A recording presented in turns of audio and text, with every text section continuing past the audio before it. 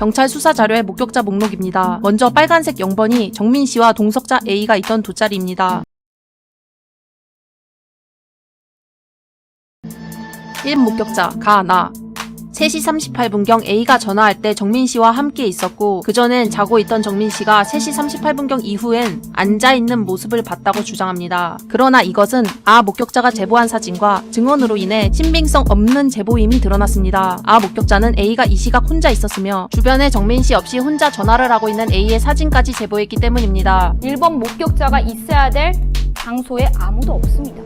가나 목격자의 제보는 사진과 영상으로 인해 팩트가 아님이 드러났습니다. 이들은 이 사건 초기 때 아직 여청 수사팀이 맡고 있을 때 자진 제보한 초기에 나타난 목격자이기 때문에 시간을 착각하진 않았을 겁니다. 분명히 정민씨가 없는데 앉아 있었다고까지 거짓 제보를 한 가나 목격자는 대체 누구일까요? 목격자들은 두 사람이 돗자리를 깔고 누워있거나 같이 앉아 있었다고 진술했습니다. 친구가 구토를 하러 이동하는 모습을 보였다는 증언도 나왔습니다. 3시 37분은 친구가 자신의 부모에게 전화해 정민이가 자는데 취해서 깨울 수 없다고 말하기도 했습니다. 목격자들은 그동안 행적이 확인되지 않았던 새벽 3시 반 이후 상황에 대해 공통된 진술을 한 것으로 전해졌습니다. 새벽 3시 40분쯤 손 씨는 자고 있었고 그 곁에 친구 A씨는 서 있는 걸 봤다는 내용입니다. 또 당시 A씨가 손 씨를 깨우고 있었고 A씨가 누군가에게 전화하는 것 같았다. 두 명 모두 만취 상태로 구토하는 것도 봤다는 진술도 나온 것으로 알려졌습니다. 이걸 조금 더 자세히 한번 짚어보면요. 오전 3시 38분에 두 사람이 함께 있는 걸 봤다라는 이 다수 목격자의 증언이 나왔습니다. 그랬었죠, 네. 3시 38분까지는 두 사람이 함께 있었고요. 2번 목격자 다 2시 10분에 A가 정민씨를 흔들어 깨우다 둘 다 누워 자는 모습 및 3시경 옆으로 누워있는 정민씨 등 부위가 젖은 모습을 목격. 여기서 목격자가 본 정민씨 등 부위가 젖은 부분을 주목하셔야 하는데요. 이것이 술에 젖은 게 아닐까 하는 분들도 있지만 제 생각은 다릅니다. 수사자료 7페이지 국과수 감정 내역을 확인해보면 정민씨 셔츠 좌측 부위와 옷깃에서 손정민씨의 혈흔이라고 확인되어 있습니다. 즉 목격자가 본 젖은 부분은 정민씨 피로 젖었을 확률이 큰 것입니다. 다시 말해서 생전에 난 정민씨의 머리에 좌열창 두 곳은 적어도 정민씨의 이 CCTV와 인스타 영상에 찍힌 시간대 이후부터 3시 사이에 무슨 일이 일어나서 다쳤다는 것으로 추정해볼 수 있습니다. 다 목격자의 경우는 그날 새벽 3시경 어두운 상태에서 목격했기 때문에 정민씨 등 부위가 젖었다는 정도만 확인하고 이것이 피인지까지는 식별하지 못했던 것 같고 진술에 신빙성이 있다고 봅니다. 새벽 3시에 이미 정민씨는 머리에 부상을 입은 후 쓰러져 있다. 이것은 굉장히 중요한 정보입니다. 그리고 강조하지만 이것은 국과수 부검에 나와 있듯이 사인에 이를 정도의 상처는 아닙니다. 이때 정민씨가 사망한 것은 아니지만 다친 상태였을 확률이 높다는 것을 기억하고 넘어갈 필요가 있는 목격담입니다.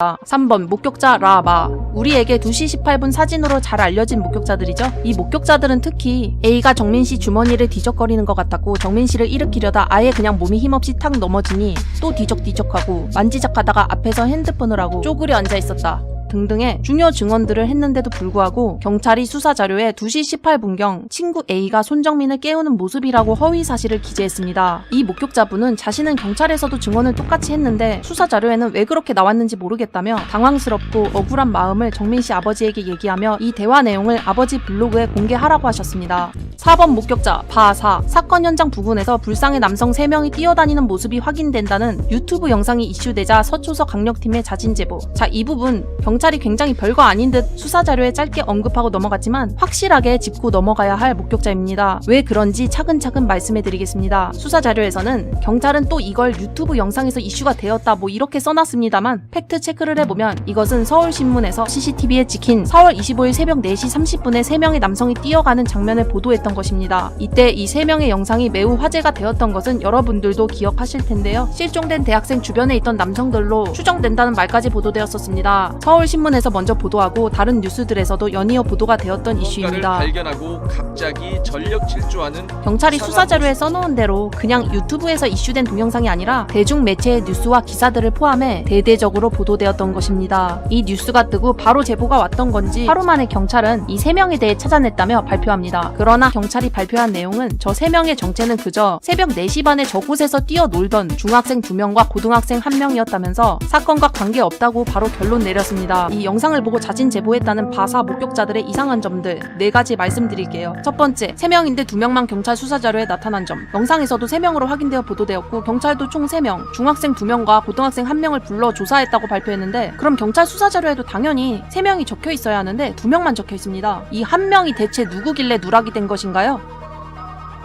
경찰은 이에 대한 설명이 없습니다. 두 번째, CCTV에 찍힌 시간이 아닌 다른 시간을 진술한 점. CCTV에 찍힌 시간은 4시 30분인데 엉뚱하게 1시간이나 차이 나는 시간대인 3시 30에서 40분경에 목격 진술을 하는 바사 목격자. 이들은 이슈가 되었던 영상에 4시 30분경 진술을 하는 것이 아니라 3시 40분경까지 A가 돗자리 부근 경사면에 웅크린 채 앉아있는 모습을 발견했다는 진술만 합니다. 경찰이 의도적으로 그들의 진술을 생략한 것일까요? 세 번째, 왜 뛰어갔었는지에 대한 설명이 없는 점. 4시 30분에 뛰어다닌 영상이 화제되어 자진 제보를 했다고 되어 있습니다. 그럼 그때 왜 뛰어간 건지가 수사 자료에 나와 있어야 합니다. 그러나 이에 대해 아무런 이야기가 없습니다. 현장 조사에서 바 혼자 대체 무엇을 한 것인가요? 네 번째, 돗자리가 갑자기 경사면으로 이동한 점. A가 돗자리 부근 경사면에 웅크린 채 앉아있는 모습을 봤다고 하는데 분명히 이들의 돗자리 위치는 경사면이 아니었습니다. 언제 돗자리가 한강과 가까운 경사면으로 이동된 것일까요?